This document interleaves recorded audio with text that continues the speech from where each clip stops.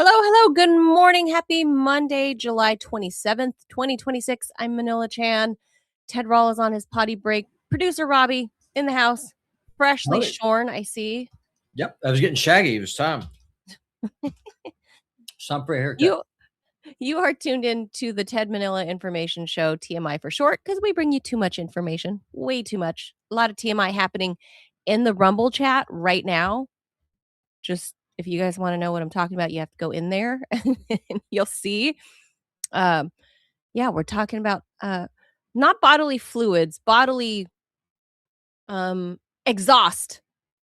Call it exhaust. Yeah, well, I'm setting up a time with our science advisor, Mr. Cockefeller, about coming on the show today or sometime this week. It's gonna be fun. That would be cool to talk about full science stuff. You know, we love science. We're science dorks on this show, so. Yeah, we'll talk about the viruses and bacteria and stuff from last Friday's show because he called out Ted for sharing misinformation. Oh, well, I could take some corrections on that. I would like to hear about that topic because not only do we have now like what is it, cyclosporiasis or whatever, the lettuce disease, diarrhea disease, but now there's a salmonella outbreak on eggs. Mm-hmm. So, you know, the good old American food system, you can always count on that. It'll help you thin. I'll be called xenophobic for pointing this out, but over the weekend I did a lot of research from it. It came from the lettuce. I don't know about the eggs, but the lettuce came from a large corporate farm in Mexico. Yeah, well, that's what they were saying. But they first said it was Taylor Farms, but now they're saying it's not Taylor Farms. So I usually love having salads. Yeah. Lettuce is kind of a, necessity. I prefer spinach over salad because I like spinach too. Well, spinach just has a lot more iron in it, and living up here in Montana, we don't have a lot of sun. You need vitamin D, you need iron, and so you got to have it. So I've been staying away from any uncooked leafy greens of any sort. It's only like cooked vegetables the last few weeks. So I don't know. Just they've been telling everyone don't stay away from salad, but we've all been staying away from salad. I know, I'm not. It's you're kidding, right? Like I'm not doing that. Oh, we have an ad because we're talking about food. Food? Okay, are we having a food ad? We are. Hold on just 1 second. I'll pop that puppy right on up. 100%. The algorithm hears what we're talking about. The AI is listening, and then it gives us the ad based on what we're talking about. I thought it was going to give us like a diarrhea medicine. No, only hope. No, it's better than that. Listen to this. Today's sponsor is Chicago Steak Company. And if you care about what goes on the grill, this will make sense. Use the code SAVOR, SAVOR, for this summer steak offer. These are not random grocery store steaks. Chicago Steak Company ages select cuts for tenderness, hand cuts them, and ships them out packed cold, so dinner is already a lot closer to steakhouse quality before the grill even lights up. The Savor package includes USDA prime filet mignon, Chicago's best seller, and the ultimate gift assortment. On orders of $179 or more, they add 4 premium boneless petite strip steaks, 6 apple pastries, free shipping, and a 25% or $25 discount after shipment. Good for 6 months. Actually, I screwed that up. Let me redo this. And a $25 account credit. So not a discount, because discounts wouldn't make any sense because you already bought it, but you get a credit towards your next purchase. Good for 6 months. Link is in the description. Use code SAVOR at mychicagosteak.com. Again, SAVOR, SAVOR. I guess you can eat just meats for like what do they call that? The caveman diet or something? The paleo diet. Yeah, caveman, whatever. They're eating it's kind of the same. It's the same thing, basically. Just meat. So listen, but although in reality, you wouldn't really want the true caveman diet, which was basically bugs and rats. How do we know? Well, we don't really know, but I mean, we assume that it was really hard to catch big animals. and we look at Aboriginal people in places like Papua New Guinea, and they mainly just subsist, right? Like one of the reasons that, like at the cave paintings at Lascaux, we used to think that this sort of showed like their ordinary life, like, oh look, they're catching, woolly mammoths or buffalo or whatever, and it's like and that must happen all the time, and this is how they live. Now it's more like, this is more like a statue. Like, remember that one time we did fucking awesome? Let's commemorate that in the cave painting. Well, if you believe in Yeah. evolution, then what we always hear is that early humans hunted these big animals to extinction. And now they're kind of moving the goalpost Oh, I don't think that's true. to climate No. change, which could not obviously be true because there were no SUVs back then. So which one was it? No, I say it was the Great Flood that killed them all. No, it So it's wasn't either- like the dodo. Like we do know how the dodo went extinct, and it was because they were so dumb that when the Dutch explorers got there, there was no like known predator to them. So when the Dutch explorers got there, they were like, "Oh, people, I'm gonna go to you," and these guys were like, "Chicken fricassee," and they killed them all. So that's true. They were hunted to extinction. I don't think the cavemen did that though. We don't know.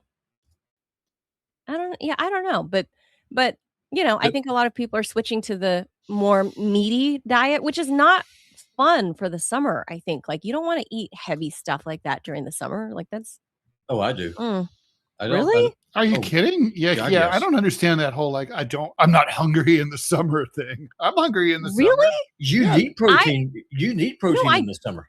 You need protein all the time. I do, You but I'm just doing like gouge that stuff I right on like down. I like fish and chicken more in the summer, like a lighter protein rather than like a big hearty steak. Like in the fall and winter, I'm just like loading up on red meat, I guess. Like that's just natural. I have always followed the whole natural follow your body knows what it needs. Just like when there are some kids that like to eat dirt. There are studies on that. The where it's 'cause coprophagia, right? Is what their that's called. bodies are deficient in something, so Coprophilia. they're just like eating mud and fucking dirt. But that's like it's your body telling you it needs something. So Yeah, but don't go out and eat follow dirt. that. Well, no, I wouldn't advise going to eat dirt, but there's a reason that your body does tell you to want to eat dirt. Right. I'm just saying. Well, you You just know, wash up I your do turnips. believe you should listen to your body. You just wash Yeah. off your turnips. There's any dirt there, you're just going to eat that too. It's fine, but no, don't go eat like a mud pie or something. That would be. No. All right. Wait, before we jump to the stories, I'm going to put this up there. So let me see if I can get rid of this thing that's blocking it. How do I get rid of there it is. Okay. So you guys know I like this visual capitalist company that does like all these like cool graphics. Mhm. Okay. So let me see. Oh gosh, it's huge. That's what she said. Quality of life. Okay. Look at this number. If you guys can see, 0 to 100. 100 is like the yellow color. 0 is dark purple. And so here's what they did. They surveyed like thousands and thousands of people across like 33 countries. And they asked these people what country they thought perceived to have the best quality of life. The United States, Like in ranked other words, the lowest. so in other words, they might ask someone in Germany about all these countries, including Germany, or I don't understand. Include like any place in the world. So I'll read. Like, you what do he you? said What's before your? I showed Yeah, you. like what do you think of China or whatever? So they said. Okay. They said if you can live anywhere in the world, where would you choose? And the 2026 Best Countries Index from the Wharton School, where Donald Trump went, reveals where people around the world. He did not go to. No? He went to I thought he went to Wharton. He went. No, he always says that because he's. But I know I don't want to, like burst your hymen here, but I think, but like this is a. He lied. He went He didn't go to Wharton. He did kind of. Okay, so he spent the last 2 years of his. He only has a bachelor's. Okay, he has a bachelor's from UPenn. He went to Fordham for 2 years, transferred to UPenn as a business major, and got a BA in business. Okay, but when people say they went to Wharton, what they mean is they went to the Wharton School of Business at UPenn. They have a MBA. that's the implication when someone like, oh, they went to Wharton. Oh. It's like, it's like, so it's kind of like technically true that the business school at the bachelor's level is also part of the Wharton, it has the Wharton name, but it's not really Wharton. Oh, I see. Like what in you're business, saying. you know what I'm I see what saying? you're saying. He's like Okay, intentionally misleading. Well, the program that he didn't graduate from revealed that people around the world believe the quality of life is the highest based on responses from more than 15,000 adults across 33 countries. The rankings measure international perceptions of 85. Okay, so not every nation in the world, 85 nations. So that's quite a bit. It's so funny. Like, which ones get left out? Like, I bet a lot of the African countries. Tuvalu's not in there. Well, Mongolia got left out. Countries. So look right there between Russia and China. It's Mongolians. That's discrimination. It's sitting there like a toad. Rather than relying solely on economic or demographic indicators, the index reflects how countries are viewed across several factors, including affordability, job opportunities, family friendliness, political stability, and overall well-being.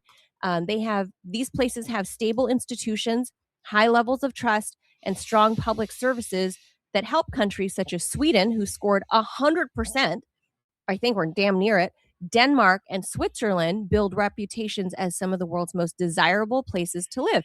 Now, have a look at this, Ted. How Ukraine was one of the countries asked. They scored a 0. Well, there's a war. So, yeah. Russia scored 17. The United States. That's absurd. The Russia 49. thing is really ridiculous. Yeah, I think that's people's perception of Russia. They haven't been. Yeah, they don't know. That's the thing. I don't know if the Russian people. If you go, you're just sort of like, wait, what? Yeah. Right. Because that's what all of my American friends who have gone or lived in Russia, they're like, oh, I love it here. But Americans, and I don't know if they asked Americans and what people thought of America. We scored a 49. So we're kind of like meh, slightly less than meh. And we are the lowest of all G7 countries. Europe, pertinent to a topic that is near and dear to Robbie, the reason that people often want to immigrate to the U.S. is based on this sort of mythology of the streets are paved with gold. There's tons of jobs. Of course, they come here, and that's not true. I wonder if this poll is going to reflect sort of like there's probably going to be less desire to immigrate to a country that is not widely perceived as being that great to live in. Sweden got 100, Denmark got 98, Finland and Norway got 92. They have a good rep. Scandinavia has a good rep.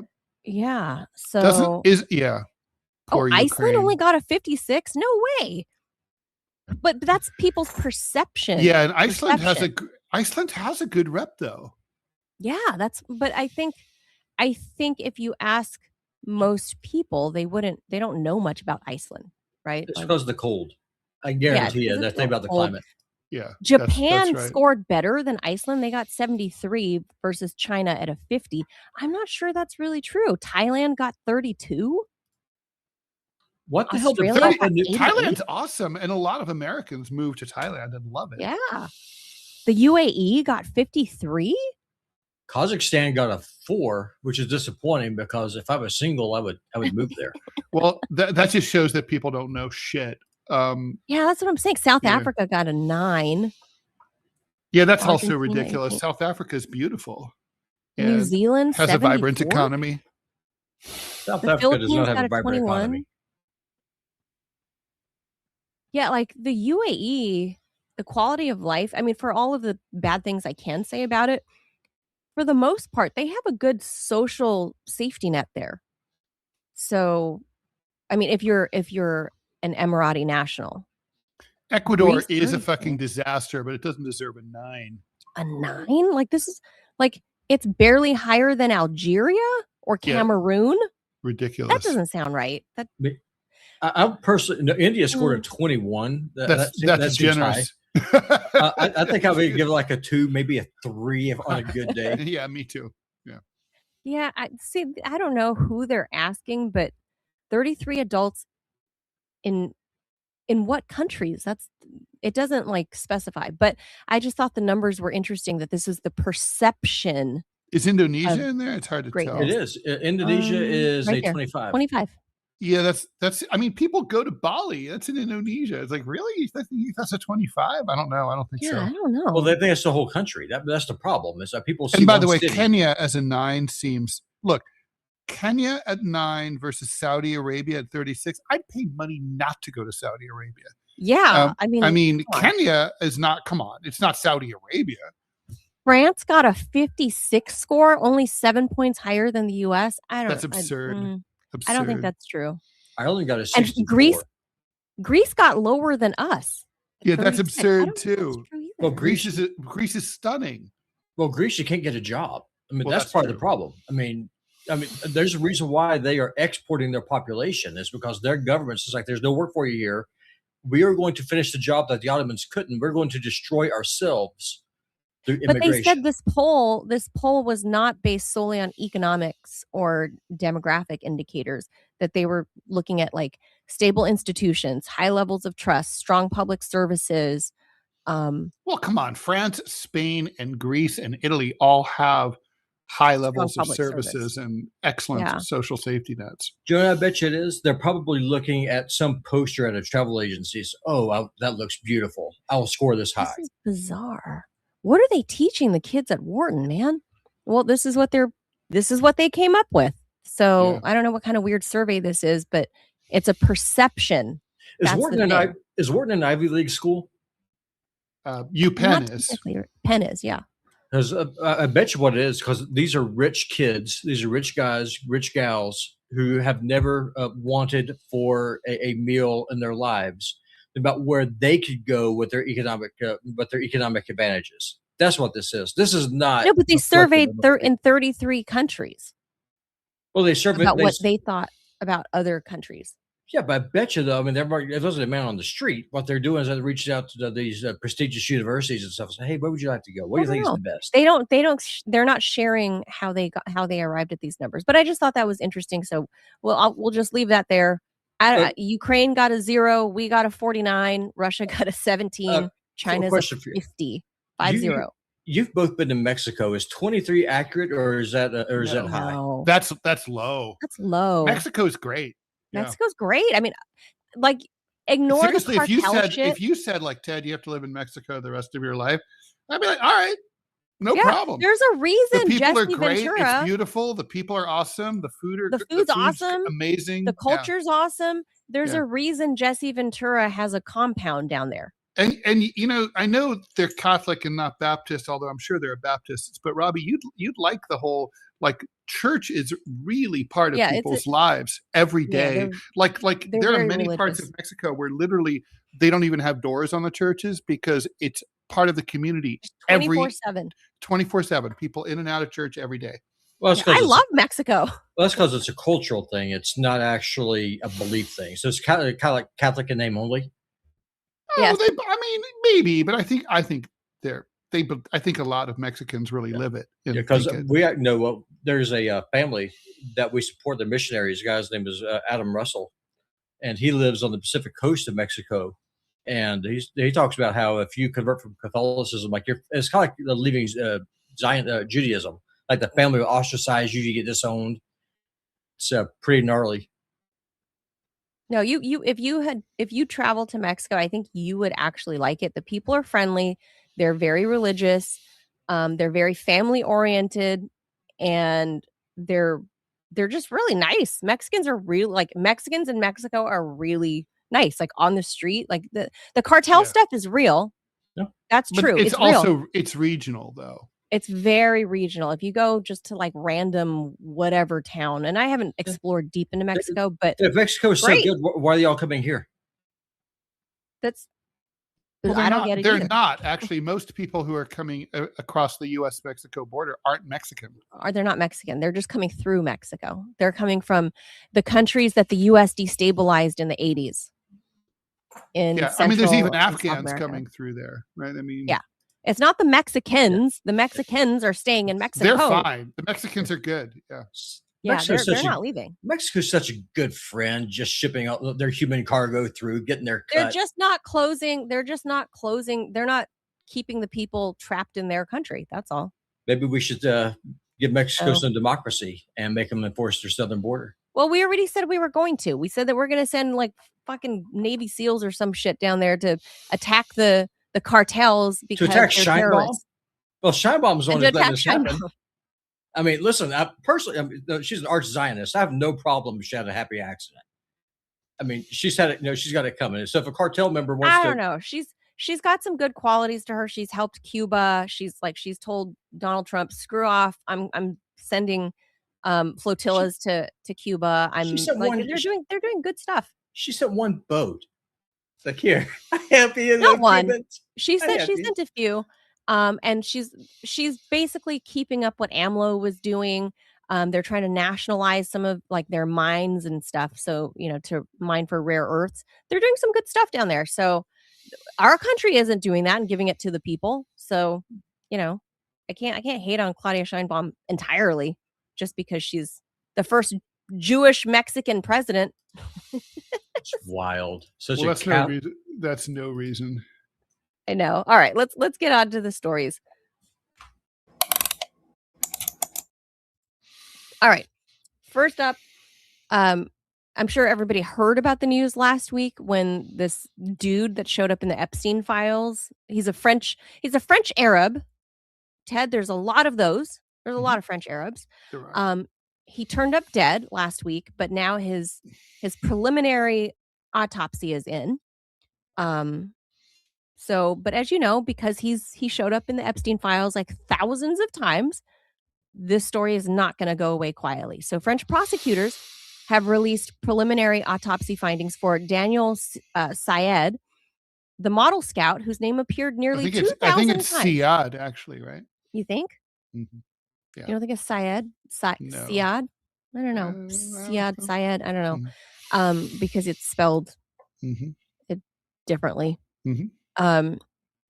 So they released, he was found dead last Monday, so a week ago, at his home outside Paris, while under investigation for alleged human trafficking and rape connected to Epstein's network. So he was already under investigation, and he's an alleged model scout.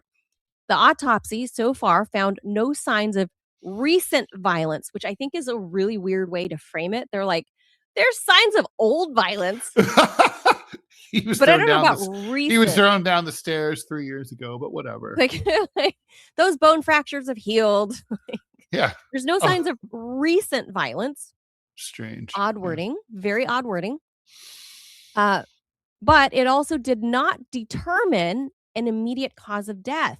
Investigators did, however, discover evidence that Siad had significant health problems, including signs of a previous heart attack that could have put him at risk of sudden cardiac death. Toxicology and additional pathology tests are still pending. So in other words, the investigation is not yet over. Siad had denied any allegations against him. French authorities placed him under surveillance as part of a sweeping investigation after multiple women accused him of helping recruit models, quote unquote models, for Epstein. Despite months of scrutiny, prosecutors said they had not gathered enough evidence to arrest him before his death. Naturally, the internet responded exactly as you'd expect. Social media immediately filled with theories ranging from another loose end tied up to this can't possibly be a coincidence. That's understandable given Epstein's own death in federal custody back in 2019 and the 2022 prison death of French modeling agent Jean-Luc Brunel, another Epstein associate. But here's what we actually know about this guy. He's a man connected with one of the biggest sex trafficking scandals in modern history. He died unexpectedly, kind of like Lindsey Graham. The autopsy so far has found no evidence of foul play, but it also hasn't identified exactly what killed him. Sometimes the facts are less satisfying than theories. The internet has rarely considered that a reason to stop theorizing, Ted. This dude is 70 years old, right? He's real close to Lindsey Graham's age. He had previous heart issues. It's not out of the question to, again, apply Occam's razor and be like, well, the dude's 70. right? Yeah, I mean, Heart like troubles and honestly, drop dead. in the US, what's average life expectancy for a guy? Like 76, 77? 73, So I mean, like 74, something like that. if a guy like so if you die at like 76, 77, that's just like average. And Sure. if you die at 70, you're just a little early. I mean, whatever. I mean, Believe look, me, this I gives me love no pleasure to say as I look at my 63rd birthday coming up next summer, next month. But whatever. a part of me though is it's kind of like with the Clintons, right? Like, how is it that all these people within arm's reach of the Clintons were all mysteriously dying, right? And Unalived. yes, dying of natural causes or unaliving themselves with a shotgun found 30 feet away from them. Whatever. Those things can just bounce away. When you blast yourself with your toe, I guess. I don't know. But this guy, they're not saying too much about the condition in which they found him in his Paris luxury apartment, right? Mhm. They didn't say like, "Oh, he's, surrounded in a pool of his own urine," or whatever. Nothing. They didn't say anything. They're just like, "Oh," like no one said how authorities found his body. Like, why? Why did you show up to this man's home? How like Mhm. how long had he been dead? How nobody's saying anything. So I think when you leave it up to speculation like that, when you don't close all the gaps, especially because the dude was an Epstein friend, the internet is going to go mad over this. And I don't know, part of me is very suspicious as well. But at the same time, I'm kind of like, eh, he's 70. He kind of lived the life, right? Like lots of red meat, lots of wines, lots of, whatever else. The photos we've seen of him when he was alive, cigars, cigarettes, drinks, women. Right. I don't know. I don't know, Ted. Like, it is suspicious though, because he is an Epstein buddy, much in the way if you were a Clinton buddy, um, that you just kind of fall off the face of the earth. Don't you think this is weird after like the other model scout, Jean-Luc Brunel, a couple years ago, mysteriously dies in his Oh, prison cell? it's definitely weird for sure. No question. No This question. dude's under investigation. I don't know. I for because of shits and giggles, I want to lean into the whole I'm suspicious because he's slightly younger than the average male life expectancy in the West. And I feel like he had money and he would have had access to good healthcare. And especially being in France, he's going to have better healthcare than us in the States. So I don't know. I'm leaning, I think there's more to be seen. I think they're going to keep, I think the authorities are going to keep coming up with the answer of inconclusive and try to bury the story. Could be. I'm just saying. And like, oh, I think today's Lindsey Graham's funeral. Oh, that explains why there's a lightness in the air. I noticed the birds were chirping and like a lot of animals were like out in the streets like dancing, and I was like, what's going on with that? And it's like, oh, okay. Yes. Yes, there's a deep dark hole that's being dug somewhere. I don't know where he's being buried. I heard today was the funeral, the services. So, I don't know if he's buried back in South Carolina or if it's here in DC. I don't know. Don't know, but BB is in town. That's why I was going to say it's not bright and cheerful and birds are chirpy here because Satan is arriving soon here in DC for the Yes. services. So, Right. I don't know if they're doing services here and then they're burying him elsewhere, but they're doing a service here and BB is coming here and I'm sure he's going to make a stop. I don't know what his 10th, 8th, 9th, 10th stop at the White House. What number is it? 8? I think it might be number 8. Number 8.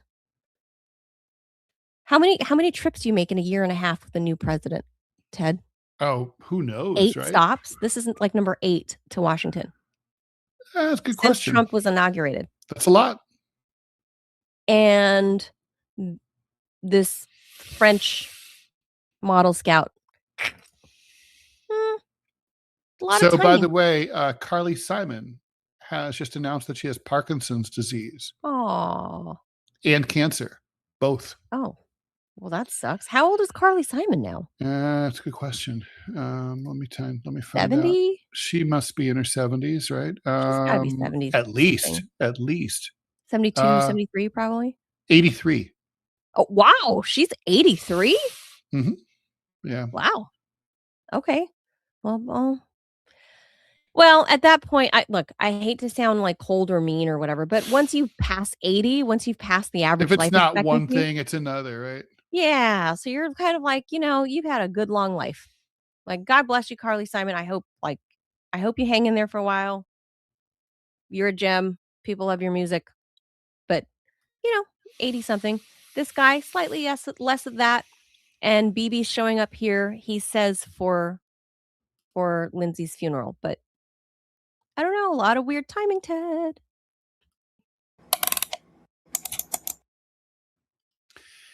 Sometimes the hottest cultural war battleground isn't a college campus. Sometimes it's your campsite. A new opinion piece in the New York Times comes from Erica Song, a former Girl Scout leader whose troop made the jump to the Boy Scouts, now known as Scouting America.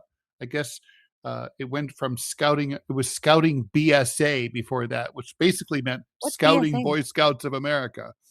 Oh. After the organization opened its program to girls in 2018. So she argues letting girls become Eagle Scouts did not ruin scouting.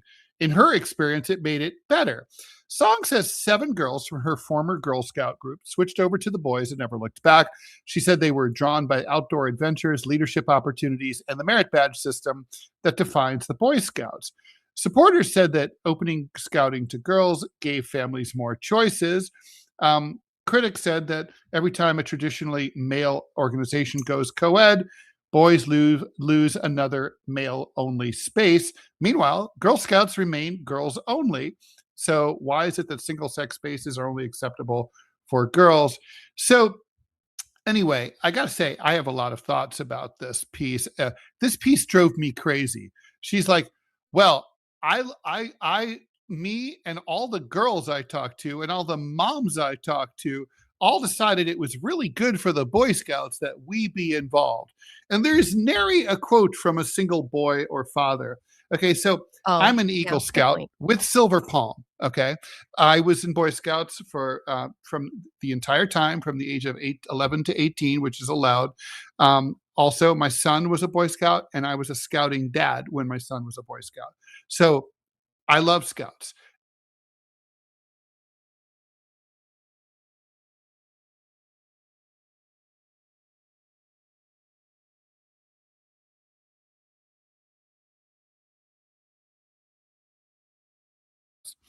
And I gotta say,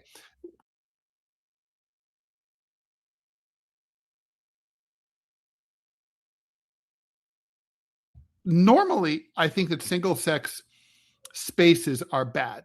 For example, all male or all female workplaces tend to be very toxic in different ways, although all female tends to be worse than all male. But all male is a little broy, but all female is terrifying and dangerous. It becomes, basically the knives are out and no one is safe, right? But in the case of Scouts, right, like Boy Scouts was the last place where boys could really be boys, where boys could run around in the woods and burn things and break things and shoot things and kill things, and nothing like Lord happened. of the fucking Flies, like Lord of the fucking Flies, and it was awesome. And and so I got to tell you, like fuck girls in the Boy Scouts. They shouldn't be there. They weren't wanted. It was like they were really intrusive. No, I remember wait, one tell me, incident. I don't know the difference. I thought it was just one group for boys, one group for girls. Do they do different things at the Boy Scouts and Girl No, Scouts? they're what do you mean do different things? Like, their activities, like, they have different things going on? No, they girls, basically it's like Boy Scouts, except girls now go also, and there's moms. No. Too. I mean, there's Girl Scouts, right? Traditional Girl Scouts. Yeah, but they're with not the involved cookies in and any whatever. of this. So Girl Scouts. No, I'm asking the difference between the two organizations. Like, do they have different activities? Like, Yeah. I always assumed they were the same. It's just one They're was not. a group for girls and one was a group for boys. No, the reason that girls often like to, so the Girl Scouts isn't as rugged. Like, it's not as physically demanding. What It's do they more do there? Well, it's more like cooking and going to visit old folks' homes. So when they camp, they don't go on. If they do hikes, they do shorter hikes. If they, it's not as rugged. So for like the more tomboyish girls, like I imagine you would have been happier in Boy Scouts than Girl Scouts. Probably.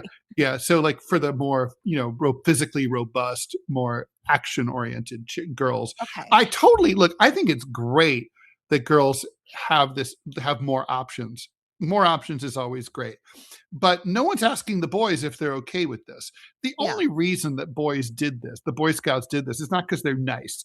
It's because membership rolls have been dropping off for years for both Girl Scouts and Boy Scouts, and making this move financially makes Boy Scouts Scouting USA more viable than Girl Scouts. That's all it is. They're literally poaching. They're poaching girls from the Girl Scouts.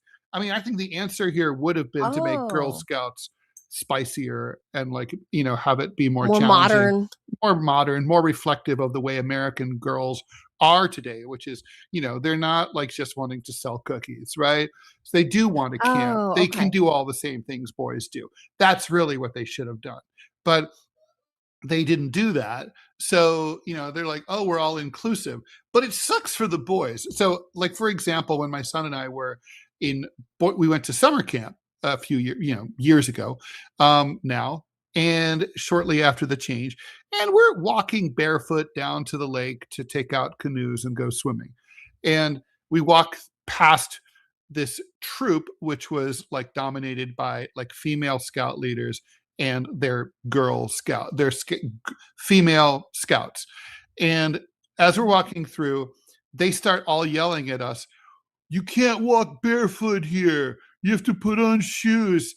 And all our boys were like, "Fuck you. Like, eat shit, bitch. Who the fuck are you? Like, fuck off." And they looked at, they can't talk to us like that. And us older guys were like, the boys were literally shouting. Yeah, at the women and like the girls, and then and at the girls, and then like the female leaders are yelling at us guys, like older guys, like you're gonna let them talk like that, and we're like, fuck you. Like we're walking barefoot. What's it to you? What's it to you? Like, so what? If my foot is full of splinters, that's my own fucking deal, right? Like, that's not like, we're like walking barefoot. Like, we're not like, we're not like raging Epstein style here. We're just walking barefoot down to the lake to take out canoes, right? We don't want to deal with like gay ass sandals. Like, we're not doing that. It's summer. Swim shoes. Yeah, swim shoes. It's like, it's fucking 90 degrees. We're going down in the mud. We're hanging. And it was just like a minor incident, of course. But, it was actually funny because they complained about us to the scout leadership. And they brought us all in and they were like, "Are you going to apologize?" I'm like, "Fuck you." We're all just like, "Fuck you." We just kept saying it. And they were like, "You're in court." I'm like, "You want to throw us out?" Like, I'm an Eagle Scout. Throw us out, And like, basically it was just like, and I think there's been a lot of that kind of like, you're now in our space. You want to join our party, follow our rules, follow our vibe, and leave us be. And like, but instead you're coming in and trying to change our space to you. Like, no, this is our space. Like, if girls this is Robbie's argument about if girls wanted to join Scouting USA, and that includes the adult leaders, then they've got to roll man style. Otherwise, like, shut up, like, get out, go.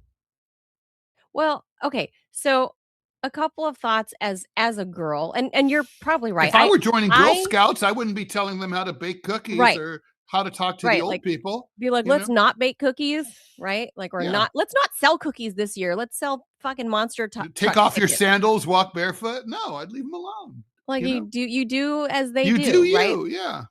Like, you do as they do. Like, the group is already there. So I thought they allowed girls in. I thought maybe there was a lawsuit or something, and this came after all of the sexual allegation stuff in the Boy Scouts. I Yeah, mean, there were I could be tons of wrong. those. No, there were tons So of there were those. those. So I thought maybe We had to after take they we had to behaved. kind of like we had to take like us adults. We all had to take these videos of like, you know, if you notice any grooming, like report it to the leadership and stuff like that. Yeah. What is So grooming? I thought the girls were allowed in after the fallout from that because It had of nothing. all of That's what they claimed, but it Oh. had nothing to do with that. It's about the money. It's always about the money. Yeah, no, Okay. the lawsuit was about having sodomite scout leaders, Pervy and scout leaders. And they got and and then- they had to pay a lot of money. yeah, and they started molesting. Basically, it's kind of the Catholic Church letting their queer priests in, start molesting little boys. That's what that was. And the whole girl thing is just them trying to fix their PR. Like Thomas, he was a Boy Scout for about all of 6 months before I pulled him out because it was so wussified and so pussified. We were going to go shooting. Oh, we went shooting. Yeah, keep in mind this is Montana. Well, we had the moms involved. Like, no, that's just simply too violent. And to quote Ted, my response was "fuck you." In which case, I was asked to leave because I was a masochist, or not masochist, a misogynist. Misogynist, right? That's the word, misogynist. Yeah. Not a masochist. I don't like pain, but I do. But yeah, no, just. Well, look, but there's a part of me as a girl that's kind of like, I get why they're trying to be feminist and be like, we can do that too, so let us join. I get that, but because I do believe that there should be spaces, just like you guys, Ted, when you big 6'3" big ass men decide to grow your freaking hair out and put on lipstick and then come to our gyms and our locker rooms and join our Pilates I can't classes. even imagine having the nerve to do something like that. Really? Like the GameStop ma'am, right? I mean, the GameStop ma'am is about 6'3" and put on pink lipstick and a pink hoodie and was like, "It's ma'am," and you're like, "Oh, no, okay, I mean, sorry, honestly, I can't. You guys do that to us, just so you know. I mean, my attitude is sort of like, I don't want to scare women. Like in New York City, if I'm like walking at night, this has happened a bunch of times. I walk fast because I'm tall, right? So I have long legs, I walk fast anyway. Anyway, so if I'm walking on the sidewalk on a quiet street, and I can tell I'm going to come up behind a woman who's walking her dog or just walking slowly, I literally will cross the street, go to the other side, and then go around her so as not to come up behind her and startle her or have her be concerned that she's about to be attacked in the streets of New York City. I mean, and that's what, frankly, any decent guy should do. Well, you could just go and clear your throat as you're I don't want, approaching. even so, that's a little scary it's a little scary. Like, I don't think, I think guys should have to be conscious of the reality that like women are disproportionately victims of sexual violence, and we need to be respectful. Yeah. So you don't go into the fucking you don't go into the fucking ladies' room. I mean, Jesus but Christ. these. I mean, I will go into the ladies' room if it's a oneer and there's no one in there, and there's the guys' room is occupied for a long time, and I can like lock that door. I will do that. Well, look, I'll say at concerts when I used to go to them, the ladies' bathroom always had a fucking line around the stadium, right? And the men's, where I'm like, in New York, Broadway shows are notorious for that during intermission, where the men's room like processes through quickly, and the ladies' room takes forever. I think there's a lot of Broadway theaters where they emergency, sorry, I'm eyes down. I'm like, sorry, and I warn before I walk in, but no one's ever called security on me, right? I have been in the ladies' room where a man has done that, and women are freaking out. Like, don't do that.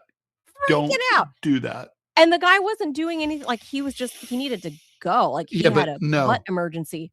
And I could hear him blasting ass, and women were all talking about it. And we were like, oh my God, there's a man in here, and he's taking a shit. Oh my God. That's wrong. He should have waited. He should have waited. I mean, he had an emergency. Unless he yelled in there and said, "Ladies, I'm so fucking sorry, but I'm going to shit my pants if I don't." And he was like, "I'm sorry, I'm having an emergency." Sorry.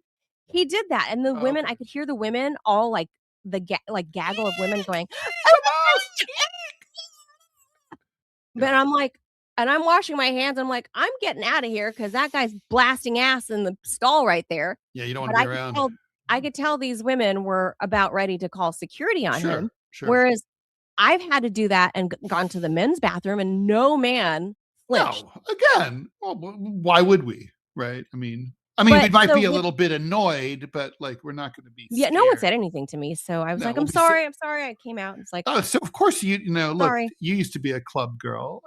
Like in the clubbing days, like whether or not the bathrooms were either just not assigned by sex, so everything was just open, unisex, or it was just de facto that way because it was like, Yeah, who cares? no one cared. And you No walked in one and people like, you'd be there. There's like ladies at the mirror and guys pissing next Yeah, to them. And no one it kind of doesn't matter if that's the culture.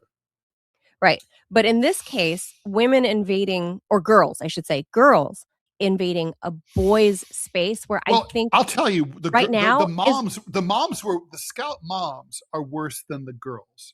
Okay? Oh, I bet. But here's my the girls are thing. The girls are okay. The girls are just going to go with whatever. But the moms are a pain in the ass. Oh, well, as a mom now of a boy and a girl, I would say that I think now more than ever, it's very important for boys to have their own spaces because of the boy problem, the girl problem. We have propagated girls up so high and pushed girls are kicking ass in college. Girls are coming out, but men are boys in are falling trouble. behind. Yeah, boys are falling men behind. commit suicide at much higher rates. Like unemployment. They don't know how to make friends. They don't know how to date. They don't know how to, boys need some sort of revival of male institutions at this point. I mean, let me tell you also, really I was badly like a lot of boys. I had no father at home. So I was where was I going to learn like traditionally masculine shit, like shooting a gun? That is where I learned to shoot, was in Boy Scouts. I learned how to making a fire, learned how to scale a fish, make a fire, pitch a tent, go on long hikes, go on things that are hard and arduous and physically taxing, and like basically boys need that. Boys need in the same way that girls need it. Yeah. Mm-hmm. Like, and in different ways, they're expressed differently. Not based all on the time. Not like all the time, but like no. But you're talking about like a couple moments. of weeks a year, right? Like you need to have those moments, and I think right now we're having a boy crisis. But I fucking can't stand that. Like I mean, like really. I mean, if I were the editor at the New York Times, I would have been like, Erica, did you interview any dudes at all? Yeah, I mean, like it would have been fine if she said, "Oh, I talked to this guy and this guy and this guy," and or any little boy, and they all thought it was great. They loved having us. Okay, fine, but you didn't even. But she didn't talk to any boys. You didn't talk to anyone. Of course, I love your like literally like the piece was kind of like, oh, how admitting girls helped the Boy Scouts. No, how admitting girls to the Boy Scouts, how the Boy Scouts admitting you helped you. Okay, right, that's fine. But right, what the framing of the story. What a pile of shit. And we'll move on, Ted. But you want to hear the funny story about why my parents didn't let me join Scouts? They thought you'd beat up all the boys, and they'd be sad. No. Although I did stick up Danny and Joseph with a butterfly knife for harassing me and my best friend. But that's on the block, man. I was the queen bee. I cut you. Yeah, I was like because they were harassing me and my bestie. We're playing Barbies on the front yard, and they came and harassed us. Get what you get, and you do get upset. So I didn't get to join Scouts because my parents, or my dad rather, being the fobs that they were, right, were convinced. My dad was convinced that the Scouts were a prelude to the U.S. Army. So that's kind of somewhat true. So he was convinced it's a militaristic organization. Right. So he was convinced that this is where they do brainwashing of little children to make you too nationalistic, and then you want to join the military, and like basically thus a suicide cult. And so he didn't want me to be brainwashed. So frankly, he that's never not let me join Scouts. For the same reason he didn't let me watch like Disney movies, which I would sneak over to Tina's house, my best friend, and watch all the she had all of the VHSs. And I watched all of them anyway. But he didn't let me watch like Disney princess movies for the same reason, because he told me, I can't expect a prince to come save me. Right? He didn't want me to learn that. And then he didn't want me to go in the scouts because he was convinced it was like a paramilitary junior training type. Yeah. I like your dad. I like his style. So, God rest his soul. He's 20 years this July 6th. 20 years. You must miss him terribly. Oh, of course. Every freaking, not a day goes by that I don't think about him.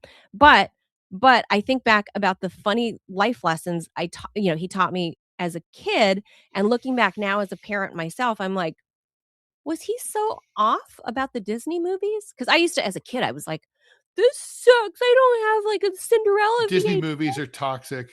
I know, but now I understand it. But back then, as a kid, I was like, this sucks. Yeah, you're being left out. Yeah. Mean fobs. Like everyone else has the Cinderella movie. I don't have Cinderella. Dad. Now I'm like, Dad. Dad. But now I'm kind of like, well, thank you, Dad, because you made me a strong ass girl, and I am not afraid to stand up for myself, because I never expected a prince to come rescue me or make a fucking fire for me or scale a fish for me or climb a mountain for me. I can do all that shit myself. Mm-hmm. And I didn't even have the scouts to do it. But all right, we got 4 minutes. We got to race through these. All right. So here's something I like, Ted, as a mom of little ones. Me too. Cursive. Cursive is back. Not cursing. Cursing has never been out. Cursive. Yeah. Fuck anyone who says different. That's right. Remember when your elementary school teacher insisted you'd use cursive every day as an adult? Turns out she may finally be getting the last laugh. After years of treating cursive like an ancient language spoken only by grandparents and historians, schools across the country are bringing handwriting back. More than half of U.S. states now require some form of cursive instruction, reversing a trend that began when keyboards and touch screens convinced us we'd never need to write anything longer than a text message. It's remarkable comeback. It's a remarkable comeback for something many assumed had gone the way of cassette tapes and calling people without texting first. Supporters say cursive isn't just about pretty penmanship. Research suggests handwriting engages the brain differently than typing, improving memory, reading comprehension, and fine motor skills. It also gives students the ability to read historical documents without feeling like they've stumbled onto the Da Vinci Code. There's another practical benefit. Without cursive, the Declaration of Independence starts looking less like the nation's founding document and more like your doctor's prescription. Of course, not everyone is convinced. Critics argue that classroom time is limited, and students are better served learning coding, digital literacy, or financial skills than mastering loops and flourishes they'll rarely use in everyday life. They're not entirely wrong. Most of us aren't sending handwritten letters anymore. We're firing off emails, texts, Slack messages, and occasionally the strongly worded comment we'll probably regret a few minutes later, or tweet.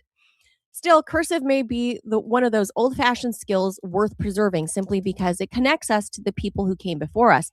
It's hard to appreciate history if you can't read it.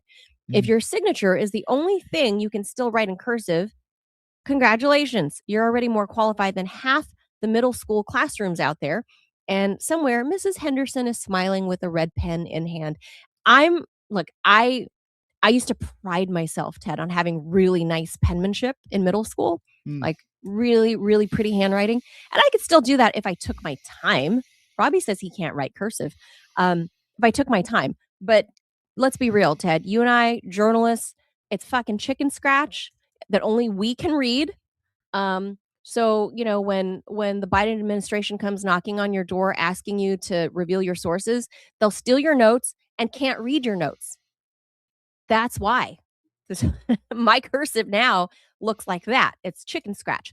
But I do agree with this article. I think it's great. It engages different parts of your brain, and it locks things into memory. And I think it also teaches you if you want nice penmanship, it also teaches you to slow the fuck down, and you actually have to think about what you're writing. Rather than powering through on a keyboard, you're just firing off, you're banging away and like firing off an angry text or message or whatever. Versus with cursive, you're actually forced to think it out. Those milliseconds that you're putting pen to paper, it really does help you decompress. It helps you cool down before you actually send something out. And that's why it's so nice, Ted, when you see wedding invitations or whatever, and they're done in handwriting. It's for a reason. It's considered not only a novelty, but that these people took the time to invite you, by hand. And it's a really nice thing. I think it's not only a nice gesture, but I think it's really good for the brain. And I'm glad to see that they're bringing it back. Unfortunately, every time they mention this story, these kind of stories, they fail to mention the most important advantage of cursive, which is if you are writing something by hand, which is going to come up like, grocery lists, or let's just say you want to write something fast. Cursives is fast. Okay. All you need is a pen and a paper. You don't need power. You don't need great light, but the point is it's faster than printing things, much faster. That's why cursive was developed, so that you could handwrite quickly. I don't know why they don't talk about that. Like, it just like helps your brain or whatever. Lots of things, Scrabble helps your brain, but we don't teach it in college, in high school. But like, the pen never leaves the paper. Not to mention these days, like, look, if you were to, and I've been thinking about doing this, if you were to like write a book, in longhand, and like the way Obama wrote at least his first book in longhand. What? He did. You could then That's nuts. You could scan the whole fucking thing into AI and transcribe it automatically. And so therefore the transcription issue would be solved. Yeah, I just think not only the brain thing, like I said, it is, I jot things down every day. I write by hand. Like I use a real day planner every day. Okay. And it's all in cursive. Good and for I'm you. always writing notes all over the place. Hey, we have a donation from Manchild. Thanks so much for the $1. Oh. Hey, Ted, don't forget the variety of kitty fiddling scandals that have plagued the Boy Scouts for years. Time for a rebrand. Yeah, we talked about that a little bit. Thanks very much for that donation. We have one more story we should get to. Yeah, one last story. So it's ice cream headache season. When something cold hits the roof of your mouth, the blood vessels there can shrink quickly and trigger nearby nerves. This is what causes brain freeze, that feeling that something has been stuck right into your forehead. That sends a pain signal through the trigeminal nerve originating in the brainstem, which is why the ache shows up in your forehead, even though the cold drink or food only touches your mouth. People who get migraines seem especially prone to intense brain freeze, since they tend to have a more reactive trigeminal nerve. And kids get it more often than adults, probably because they haven't learned yet to eat and drink more slowly to avoid it. So some of us are more likely to experience brain freeze than other people, and may need to particularly pay close attention to eating ice cream slowly in order to avoid the pain. If the headache still sets in, press your tongue against the roof of your mouth to warm it up. I did not know that. The pain should then pass pretty quickly. I don't think I've ever had brain freeze. You get them? Oh yeah, 100%. I don't get migraines, but like, yeah, I don't get migraines either, but I hardly ever get headaches. Like once every couple of years. My experience has been that my friends who experience migraines are seriously super geniuses, and I'm always like, I must not be that smart. That's why I don't get Me migraines. too. I'm like, I don't get brain. You ever freeze, notice that? right? Like no one stupid gets migraines. Have you noticed that? I don't know. I never thought about it. Do you have any dumbass friends who get migraines? I don't think so. No, I have dumbass friends, but I don't remember them having migraines. Yeah, that's my point. But I have a couple dumb friends, but most of my friends are pretty smart. But then with me, I never get headaches. I never get brain freeze. So I'm starting to question my own level of intelligence. But Ted, I'm a slow eater in general. Like, I don't care if it's ice cream. So if speed has something to do with it, then that's probably why I don't get it, I guess. Oh yeah, I'm a very like gobble it down kind of person. Oh, you are? No. Yeah, I'm like a if I slow don't eater, eat it, slow some animal drinker. might get snatched out of my mouth. Oh I my gotta God, get it I know. down. Yeah. So, but then I started thinking, oh, is that what happened to Joe Biden's brain? You froze it Because he's permanently. always Well, permanently I mean, eating ice cream. he was certainly he has smart. a permanent brain He freeze. was the man was never a genius, okay, but he was competent, you know, in the 80s and 90s. Normal, competent, yes, I guess. Yeah, by Washington standards, which is a low bar. Yeah. Look, if people think we pick on Joe Biden a lot, it is a known thing. It is a known thing. Joe Biden loves an ice cream cone. Like, That's it's true. a Washington, it's a trope for a reason. Joe Biden loves him an ice cream cone. Every chance he can get an ice cream cone, he's photographed all around the That's world true. eating ice cream cones. That's totally It true. is a thing.